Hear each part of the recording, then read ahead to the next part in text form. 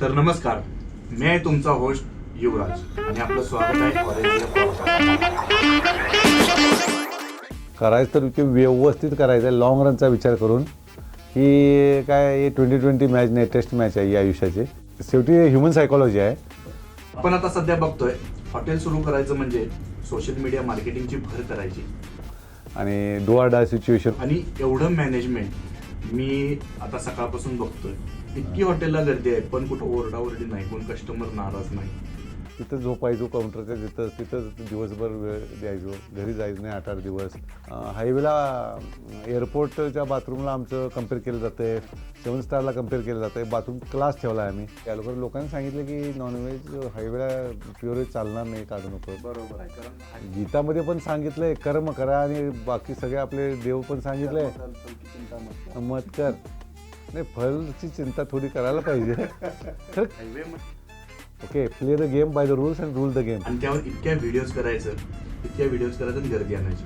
पण अशी बरीच हॉटेल्स आहेत जे आज कुठल्या सोशल मीडियावर नाहीत, ना फेसबुकवर आहेत, ना इंस्टाग्रामवर आहेत, ना यूट्यूबवर आहेत. मिसेसनं तर बिन सांगता मला हे करताना तिनं तिचं माहेरचं सोनं विकून मला मदत केली. अशाच पैकी एक हॉटेल आहे पुणा बेंगलोर हायवेवर. बऱ्याच लोकांनीही पाहिलं असेल hotel Amar, king of veg. तर याचे जे ओनर आहेत अमरजीत पाटील. थँक्यू. तर अमर सर, मला विचारायचं आहे की आता खूप बघतोय की 2020 पासून जेव्हा लॉकडाऊन लागला तेव्हा हॉटेलची लाईक क्रेजच झाली. आणि क्रेज अशी झालेली आहे की हॉटेल सुरू करायचं आणि इंस्टाग्रामवर इतकी भर द्यायची. आहेत खूप चांगले पण हॉटेल्स आहेत, बट काही हॉटेल्स असे आहेत की थोड्या दिवसानंतर ते दिसत नाही आहेत. पण तुम्ही कुठल्याही सोशल मीडिया मार्केटिंगवर नाही, मला वाटते तुम्ही फक्त गुगलवर आहे. गुगल म्हणजे ते सुद्धा आम्ही नाही आहे, ते लोकांनीच ते टाकलेलं होतं आणि गुगल ते ऑटोमॅटिकली दाखवतच याला गुगल मॅप्सला वगैरे ना, ते ऑटोमॅटिक त्यांनी दाखवतं. आम्ही त्याला पुटअप केलेलं नाही आहे. ॲक्च्युली रिव्ह्यू वगैरे ऑटोमॅटिकच ते मिळतात, लोकांनीच देतात, असं होतं. मग या जादूचं रहस्य काय आहे की कुठंही माहीत नसताना नेहमी हॉटेलला वेटिंगला गर्दी, पार्किंगला जागा नाही, भरपूर म्हणजे आणि एवढं मॅनेजमेंट मी आता सकाळपासून बघतोय. इतकी हॉटेलला गर्दी आहे पण कुठं ओरडाओरडी नाही, कोण कस्टमर नाराज नाही. ह्या गोष्टी सुरुवातीला थोडं एखादं दुसरं टेबल म्हणजे तक्रार यायची, जरासं सर्व्हिसला वेळ व्हायचं, माणसं कमी होती. मग आम्ही बिझनेस सुरू केला. हॉटेल बिझनेस सुरू केल्यानंतर आम्ही शिकलो बऱ्याचशा गोष्टी, काय पाहिजे काय नाही. आणि कायम फोकस याच्यावर ठेवला की आपण प्रत्येक टेबलला खुश करायचं, व्यवस्थित द्यायचं. आपल्या हिशोब करत बसणे आणि आपल्याला किती राहतात त्याचा मी कधी विचार केलेला नव्हता. फक्त आपल्याला व्यवस्थित द्यायचं आहे, नाव करायचं आहे. आणि तेच केलं आम्ही. आणि सुरुवातीला आम्हाला अनुभव नव्हता, काय नव्हता, तसंच आम्ही रडत खडत चालू केलं. तिथं झोपायचो काउंटरच्या तिथं दिवसभर वेळ द्यायचो, घरी जायचं नाही 8-8 दिवस कोल्हापूरला. असं होत मग ते वेळ दिलो.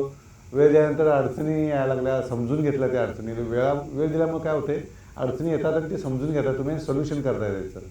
आणि असंच सोल्युशन प्रत्येकाचे सोल्युशन्स करत गेलो.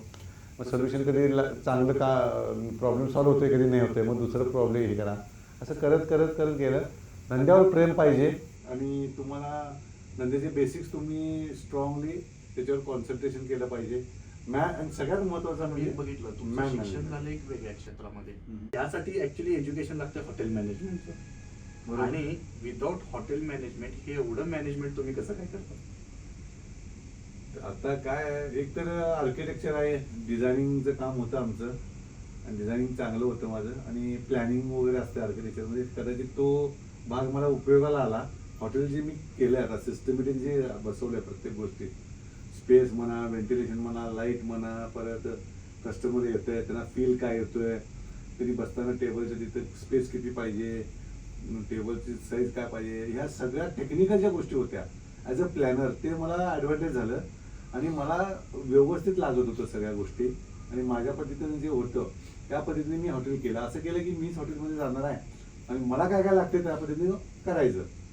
आणि तरच मजा येते. आणि सिस्टमॅटिक काम असेल तर मजा येते. तसं करत गेलो. सुरुवातीला आमचे बाथरूम्स पण एवढे, आत्ता हायवेला एअरपोर्टच्या बाथरूमला आमचं कम्पेअर केलं जाते, 7 स्टारला कम्पेअर केलं जाते. बाथरूम क्लास ठेवला आहे आम्ही. सुरुवातीला साधं बाथरूम्स होते. मग असं करत करत आम्ही डेव्हलप करतो. ओके. मी असं ऐकलं की हॉटेल सुरू करताना आपलं हॉटेल 3 वेळा बंद झालं. याचं बरोबर. कारण नेमकं काय होतं? 3 वेळा बंद व्हायला म्हणजे आणि काय कारण फायनान्शियल प्रॉब्लेम्स असतात. आम्ही चालू केलं जोशात की 10 लाखात संपवायचं. मग नंतर 10 लाख पडले नाहीत. परत मग काम बंद झालं. परत आणि वाढलं काम. परत मग ते कर्ज काढले. परत मग आणि काम शेवटी मग सोनं पण घरातलं विकलं आणि मग पत्रे वगैरे बसवले. आणि करायचं हॉटेल व्यवस्थितच करायची ही जिद्द होती. असं नाही की थोड्या पैशात ॲडजस्टमेंट होते आणि काय तर करायचं आणि बिझनेस चालू करायचा असं नव्हता. ओके. करायचं तर ते व्यवस्थित करायचं लॉंग रनचा विचार करून की काय 2020 मॅच नाही, टेस्ट मॅच आहे ही आयुष्याची. आणि असं नाही की चांगलं का करायचं आणि पैसे जाऊ देत. हे एकदा तुम्ही रेसला लागला असं नाही की गाडी घेऊन रेसला लागला आणि पाऊस पडायला वायपर नाही, संध्याकाळ झाल्या त्याला लाईट एक नाही, असं काय होऊ नये. सगळं गाडीचं ऑइल पाणी लाईट सगळं करून गाडीचं 6 सिलेंडर 8 सिलेंडर घालायचे, पॉवर द्यायचे आणि मगच गाडी असं करून. म्हणून आम्हाला खर्च पण वाढला, सुरुवातीला त्रास पण झाला त्याचा खर्च वाढल्यामुळे. हॉटेल इंडस्ट्रीतला नेहमीचा एकच प्रॉब्लेम आहे की स्टाफ टिकत नाही. बऱ्याच लोकांचा प्रॉब्लेम आहे, वस्ताद टिकत नाही. पण मी बघतोय तुमच्या हॉटेलला 90% स्टाफ हा 10 वर्षापासून आहे. तर हे 7 कामगारांपासून ते 150च्या आसपास कामगारांपर्यंतचा अनुभव काय आहे? अनुभव काय, रोज लढाई करायला लागायचे 7 आणि हॉटेलमध्ये झोपायचो, तिथं सगळं करायचो, काम करायचं. आणि डू ऑर डाय सिच्युएशन होतं त्यावेळी त्यामुळं आम्ही खूप हॉटेल सोडून हलत नव्हतो. दिवसभर राबायला लागायचं, सकाळी 7 ते रात्री 11-12 वाजेपर्यंत.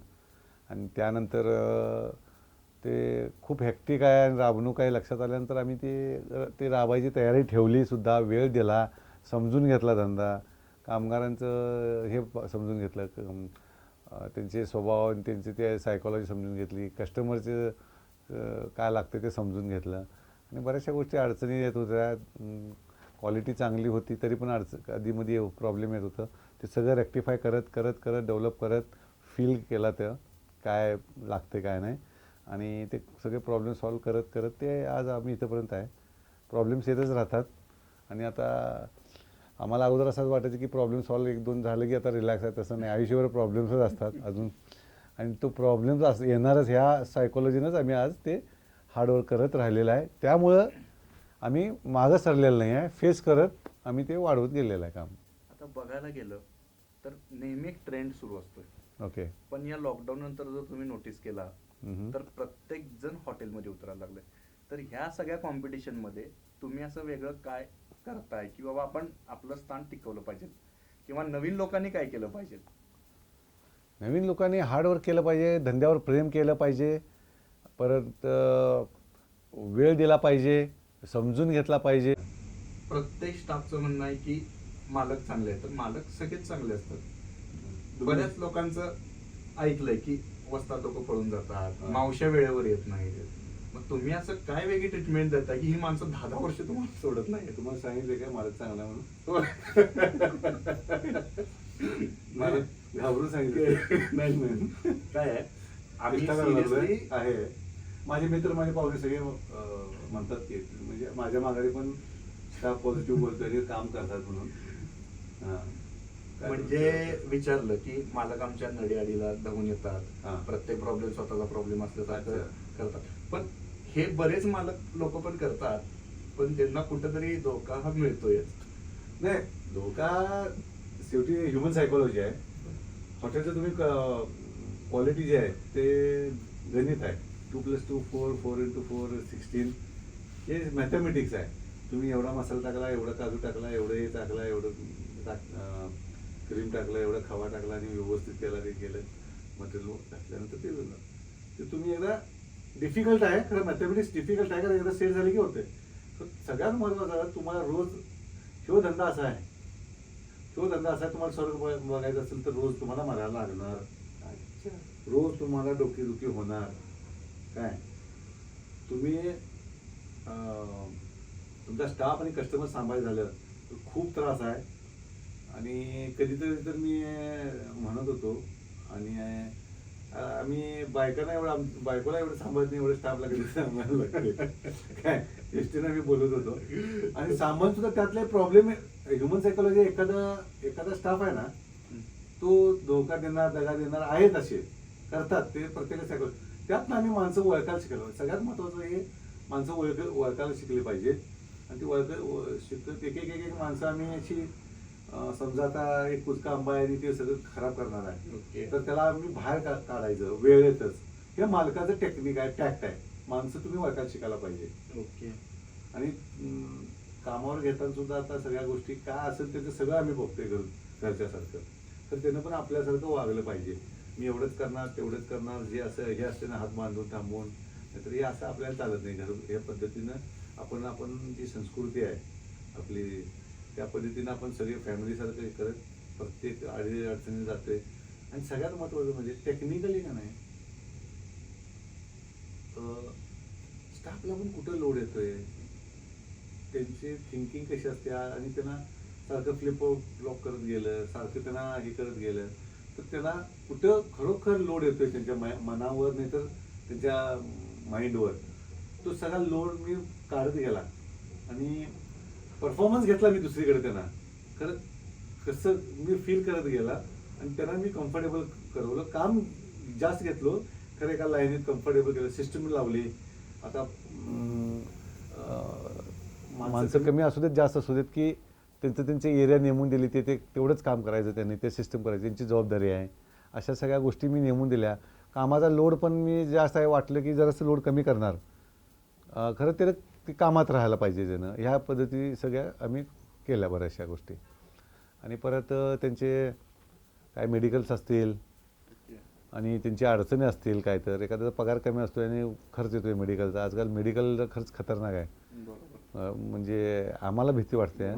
तर त्यांना तर काय आता, त्यामुळं ते खूपच जर अडचणीत असेल तर त्याला आम्ही मदत करून त्याला त्या हिशोबात पण धरत नाही, अशा गोष्टी केलेल्या आहेत.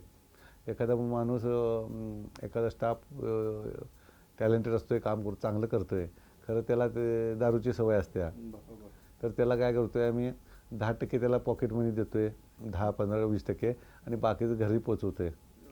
त्यानं काय होते, ते प्यायचं पण कमी करतो आहे, तो त्याचं कंट्रोल पण राहतं आणि पैसे राबलेले घरात पण जातात. आणि तो काम सोडून गेला की घरची आई आणि बायको त्याला ओढून आणून इथंच कामाला देतात. का? ते पैसे घरी येतात, मालक आणून देते म्हणून. अनेक बघितलं, जसं तुमच्या मागं कोणताही हॉटेल बॅकग्राऊंड नाही किंवा हॉटेलचं शिक्षण नाही, पण एक पॅशनेटनं तुम्ही हॉटेल उभा केलंय. तसंच तुमचा स्टाफ आज कुठलाही प्रॉपर हॉटेलला तुमचं मॅनेजर नाहीये, पण प्रत्येक स्टाफ हे मॅनेजर सारखं काम करतोय. एक प्रॉपर मी एक बघितलं, परत बाकी हॉटेलला मॅनेजर वेगळा, काउंटरला वेगळा, हे वेगळा, पण इथं मी एक नोटीस केलं, मॅनेजर कोण नाही. बघायला गेलं तर सगळेच मॅनेजर आहेत, बघायला गेलं तर सगळेच वेगळं. ही सांगड कशी तुम्ही घालताय? काय मॅनेजर मध्ये 2-3 माणूस आहे, ते जनरली थोडं मॅनेज करत असतात.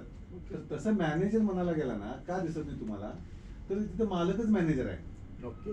काय मॅनेजर म्हणून 2-3 माणूस आहेत, ते जनरली जर थोडं मॅनेज करत असतात. खरं तसं मॅनेजर म्हणायला गेला ना, का दिसत नाही तुम्हाला, तर तिथं मालकच मॅनेजर आहे. काम नियमवलंय, मॅनेजर म्हणत नाही मी त्याला. ओके, तुम्हाला एकच मॅनेजर असं का दिसत नाही, सगळं ज्याच्यात होत आहे, त्यांना त्यांचं काम नेमवलं. डिपार्टमेंट, मोठे डिपार्टमेंट 4 आहेत, ते काम नेमवलंय. मॅनेजर म्हणत नाही मी त्यांना. तेवढं ते तुमची जबाबदारी आहे, ते काम निभवले, त्यांना जबाबदारी टाकल्या. मग त्याच्या अंडर मग बाकी सिस्टमॅटिक आहे. टेबलं म्हणा, किचनमध्ये असू दे, बाहेर टेबलाचं वेटर असू दे, कॅप्टन असू दे, सगळं सिस्टमॅटिक आहे.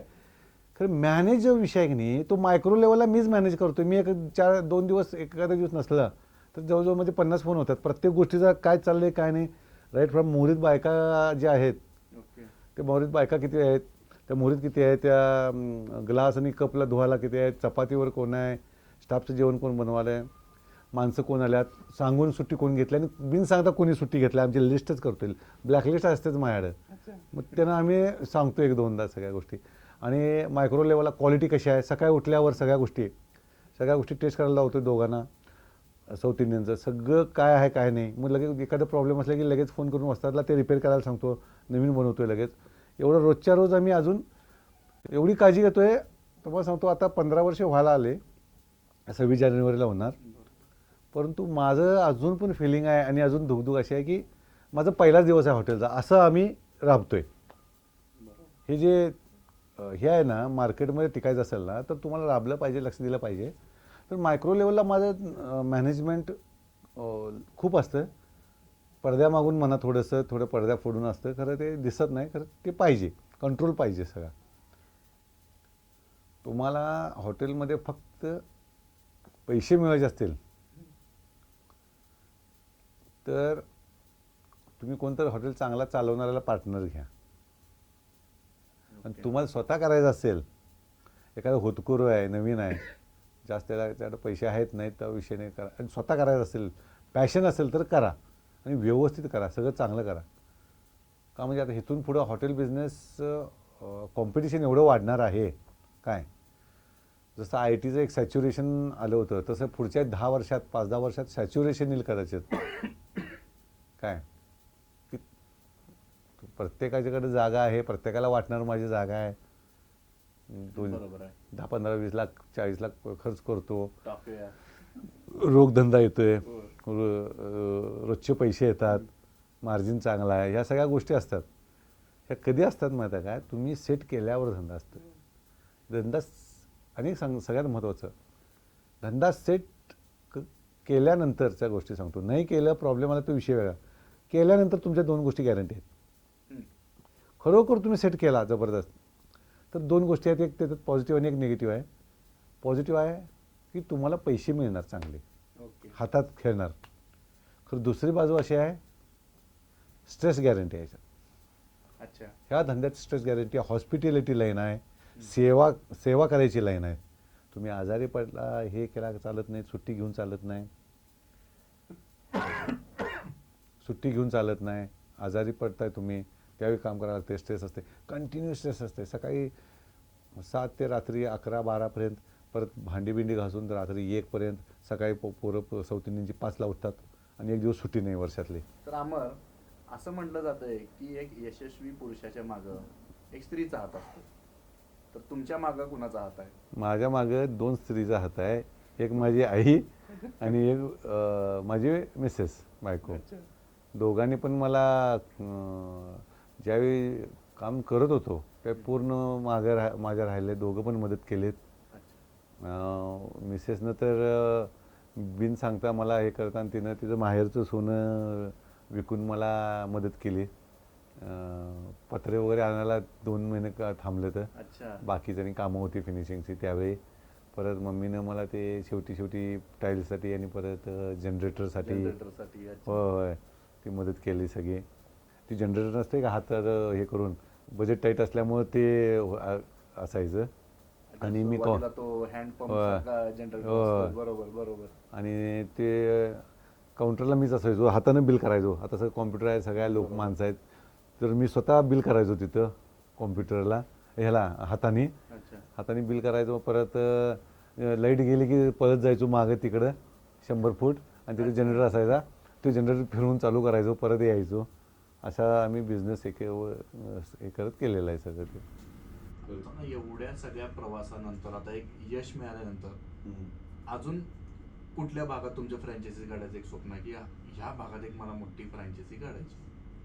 माझी स्वप्न आहेत, खूप स्वप्न आहेत. खरं काय आहे, तेवढी जागा कॉस्टली आणि मोठी जागा. माझं इमॅजिनेशन कसं आहे, छोटं केलं, मेहनत करतोय आणि पण वेळ देतोय ना, तर मोठंच करायचं तिथं. हां, तर तसं त्या पद्धतीनं सिटीमध्ये काय पैसे खूप, जागेचे रेट्स खूप आहेत. मग म्हणून हे जे मी सिटीच्या बाहेर जाऊन स्वतःतली जागा घेऊन स्वतःचे जे केलं आणि आयडिया केली सगळी, हळूहळू वाढत गेलं. आता इथे काय सातारा हायवेला आहे, पुण्याच्या तिथं कुठंतरी काढायचं इच्छा आहे. परत गोव्याच्या तिथं बांद्याच्या तिकडं पुढं काढावं इच्छा आहे.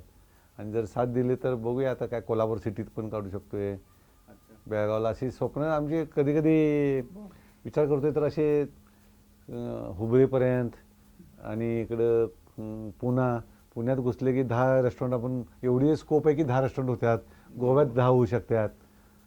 असं असतोय जोश सगळा. आम्ही विचार असतात, खरं ज्यावेळी प्रॅक्टिकलिटी माणसाला होतं की तुम्ही हे धंदा चालवलं इझी नाही आहे आणि टिकवणं नाही आहे, तर मग त्यावेळी मग आम्हाला वेळ आणि धंदा आम्हाला शिकवलं गेलं हे बिझनेस, की स्लो जावा, स्ट्रॉंग जावा, तुमची मुळं स्ट्रॉंग करा आणि हे करू नका. आणि असं नाही की फ्रँचायझी जास्त न केल्यामुळं माझा फायनान्शियल ग्राफ वाढला नाही असं नाही.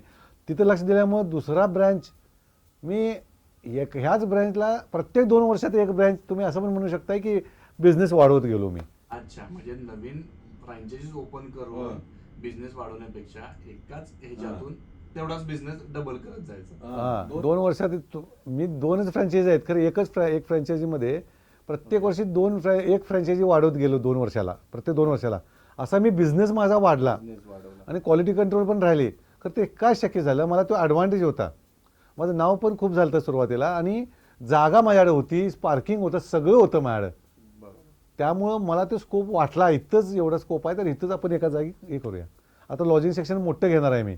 रोज मला फोन येतात, लॉजिंग आहे काय येतं काय, म्हणजे फॅमिली रेस्टॉरंट आहे, एवढं क्लीन नीट, काही लढतर नसत्या, सगळं स्वच्छता, हायफाय लोक येतात, सगळी क्रीम क्राऊड येतोय आणि हायवेला ट्रॅव्हलिंग करायचं असतंय. सात्विक जागा आहे, समोर मंदिर आहे, पार्श्वनाथचं मंदिर आहे आणि हिल स्टेशनसारखं डोंगर आहे इथं. म्हणजे इथं घाट सेक्शन आहे, लोणावळा खंडाचा फील येतोय तो जे आहे. परत आमचं नाश्ता आता हायवेला नंबर 1 झालं आहे. तर लोकांना काय करायचं, नाश्ता जेवायचं, जेवण आणि नाश्ता चांगला लागतो आहे. आणि ट्रॅव्हलिंग करताना रात्री जेवतात, सकाळी नाश्ता करतात आणि पुढे जातात. तर आमचा लोक सांगतात की एकदा आमच्या आता सगळी लोक सांगली कोल्हापूरच्या इकडे जाताना, बेळगावच्या इकडे जाताना, नायकमेघ तर क्रॉस करताना नाश्ता केलं की आम्हाला 4 वाजेपर्यंत भूक लागत नाही म्हणतात, 3 वाजेपर्यंत. डायरेक्ट गोव्यातच आपण हे करतोय. मग ह्या ज्या सगळ्या गोष्टी आहेत खूप ॲडव्हान्टेजेस आहेत आम्हाला आणि एकाच जागी मला स्कोप वाटला. आता 20, 25, 30 रूम काढायचा प्लॅन आहे, 3 वर्षात कंप्लीट करायचं आहे. अच्छा. आणि ते रूम्स द्यायचे, मोठे रूम देऊन व्यवस्थित दिले ना, व्हॅल्यू फॉर मनी दिले ना, तर तुमचं सगळं चालतं व्यवस्थित. ओके. आता शेवटचा प्रश्न तुम्हाला विचारतो. हॉटेल इंडस्ट्रीत येताना ज्याला झिरो नॉलेज आहे त्यानं काय तयारी करून हॉटेलमध्ये आलं पाहिजे? कारण बरेच लोक आहेत की हॉटेलची गर्दी बघतात, पण त्या हॉटेलच्या गर्दीच्या मागे जे राहणार ना हे कोण बघत नाही. तुमची 4 वर्ष लाईफ, कमीत कमी 4 वर्षाची पुढची लाईफ आहे ती तुम्ही सोडली पाहिजे. टोटल झोकून घेतलं पाहिजे. तुमची आई, तुमची बायको, तुमची मुलं म्हणजे हे हॉटेलच आहे असं वेळ दिला पाहिजे. हार्डवर्क केलं पाहिजे. नाही हॉटेल काढतो आणि तेवढं बघतो आणि करतो, बरोबर. कधी लोक कधी तुम्ही अडचणीत येणार लक्षात पण येणार नाही. बरोबर आहे. हॉटेल लाईन थोडक्यात एका लाईनमध्ये सांगायचं असेल, पूर्ण वेळ द्यायला पाहिजे, पॅशनेट काम करायला पाहिजे, वेळ देऊन प्रॉब्लेम समजून घ्यायला पाहिजे आणि सॉल्युशन कसं करायला आलं पाहिजे. खूप प्रॉब्लेम्स आहेत, अननोन प्रॉब्लेम्स दिसत नाहीत, कुठल्याही धंद्यात आहेत, बरोबर. अननोन प्रॉब्लेम जास्त आहेत. आणि तुमची ही लाईन डिफिकल्ट कधी होत्या, ही मॅनेजमेंट आहे, ही हॉस्पिटॅलिटी लाईन आहे. इथं राबणूक जास्त आहे, सेवा हे आहे. ओके.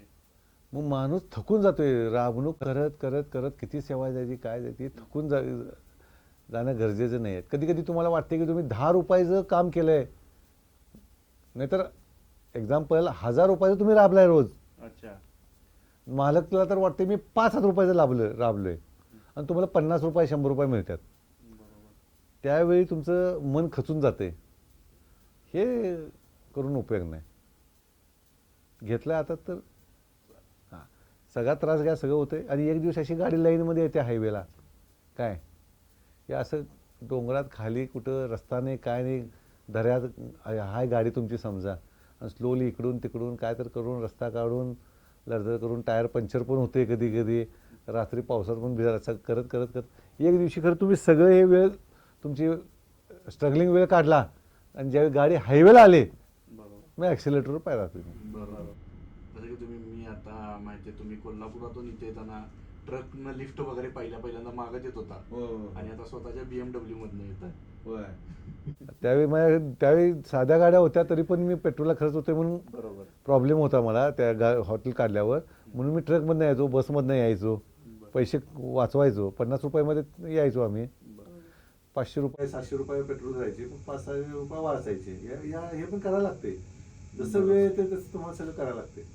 असं झालं काय, BMW घेतली, पसाट घेतली, BMW आता M5 फेसलिफ्ट घेतली, परत असं करत मग आता वर्टस घेतली, आता मुलगा आला ह्याच्यात अच्छा. थार घेतली, असं केलं. याचा वापर आम्ही धंद्यासाठी करतोय. क्रेज पण थोडंफार आहे, थोडं ते पण आहे. तर आता आम्ही थोडंसं आता अनुभवाने शानर म्हणून आता जमिनी पण इन्व्हेस्ट केल्या आम्ही या सगळ्या गोष्टीत. फ्युचर प्लॅन्स आहेत माझ्या. स्वतःच्या जमिनी मोठ्या घेऊन ठेवल्यात रोडला आणि ह्याला. आम्ही बघितलं तुमच्या हॉटेलला बरेच राजकीय लोक येतात. होय. मग राजकीय लोक कधी काही ऑफर वगैरे असे काय देतात का की आपण हॉटेल एक सुरू करूया वगैरे, पैसे मी लावतो वगैरे असं काय? देतात ना. राजकीय लोक तेवढंच नाही, हं. बरेचसे बिझनेसवाले बिल्डर लोक आहेत, इंडस्ट्रीवाले पण आहेत, ज्यांची जागा आहे, तर ती लोक ऑफर देतात. थोडी लोक आणि ज्यांची जागा छोटी आहे, नाही तर जे यंग आहेत पोरांना काहीतरी करायचं आहे मुलांना त्यांच्या, असं फ्रँचायझी मागतात, ज्यांना राबायचं आहे स्वतः. अच्छा. एवढे पैसे नाही आहेत, ठीक आहे, त्यांच्याकडे थोडे घालू शकतात, हॉटेल उभं करू शकतात, त्यांनी फ्रँचायझी मागतात. आणि मोठी लोक ऑफर देतात, डायरेक्ट सेटअप करून देतो, तुम्ही चालवा, हे करा. आता एक इथं जवळपासच आहे, त्यांचं ते मोठी पार्टी आहे, त्यांनी पण दिलं. परत तिथं एक मोठे आता इलेक्शन आता बरोबर. इलेक्शनमध्ये आमदार झाले ते, त्यांनी पण इकडं आमच्या इकडं आहेत, ठाण्याच्या तिकडं आमदार झाले ते. बरेचसे लोक अशा ऑफर देतात सगळं. तर कसं आहे, आम्ही पण न्याय द्यायला पाहिजे. इन्व्हेस्ट करत असतो बरोबर. पैसा, त्यांच्या डोक्यात एक विचार वेगळे असते. तर आपला धंदा सोडून तिकडे द्यायचं आणि तिकडं ते वेळ द्यायला लागते, तेवढी माणसं जुळवायला लागतात, सोपं नाही आहे. जुळवून परत रोज तिकडे जायला लागते, लांब लांब सगळ्या गोष्टी जिथं असेल तिथं. मॅनेज होऊ शकते, कोण दिवस रात्र राबले तरी म्हटलं मग ठीक आहे, आपली जमीन आहेत, आपल्या 2-3 मोठ्या प्रोजेक्ट तिथंच करायचा आहे माझ्या ह्याच्यात, असं माझं प्लॅन आहे सगळं. तर धन्यवाद मिस्टर अमर, तुमच्याकडनं बरेच अनुभव आम्हाला पण शिकायला मिळाले. काही युथला तुमच्याकडनं खूप फायदा होईल आणि आमची खूप अपेक्षा आहे की आम्हाला तुमचं जेवण जेवायला ह्या सिटीत येण्यापेक्षा आमच्या सिटीत पण तुम्ही तुमचं हॉटेल काढा. जर नशिबात असेल तर करू, आमच्या स्वप्न आहेत, बघू पुढे काय. Will try. All best. Okay, and thank you for